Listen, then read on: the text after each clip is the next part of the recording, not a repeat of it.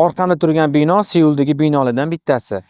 Lekin imенно shu binoni o'rnida 1995-yil boshqa bino bo'lgan. 1995-yil 29-iyun soat 17:52 da Samsung binosi bir necha soniya ichida butunlay qulab tushdi. 5 qavatli bino, mingdan oshiq odamlar, 502 ta odam halok bo'ladi, 900 dan ortig'i tan jarohatini oladi. Bu baxtsiz hodisa emas. Bino noto'g'ri qurilgan, ustunlari yupqalashtirilgan, og'ir uskunalar tomga qo'yilgan, xavfsizlik e'tiborsiz qoldirilgan. Fojiadan oldin yoruv treshinalar paydo bo'lgan bo'ladi. Xodimlarni ogohlantirishadi, lekin targoviy sentr yopilmaydi. Sabab foydani yo'qotishdan qo'rqishadi. Foyda birinchi o'rinda edi, xavfsizlik emas. Va bu tanlov juda qimmatga tushdi. Fojiadan keyin haqiqat ochiladi, tekshirishadi. Bu bitta odam aybi bo'lib chiqmaydi, lekin uje hammasi kech. Bu voqea Koreyada umuman qurilish qonunlarini o'zgartirdi. Nazorat kuchaydi, javobgarlik oshdi. Aslida bu reels faqat bu bino to'g'risida emas, bu odamlarning ochko'zligi haqida. Agar pul,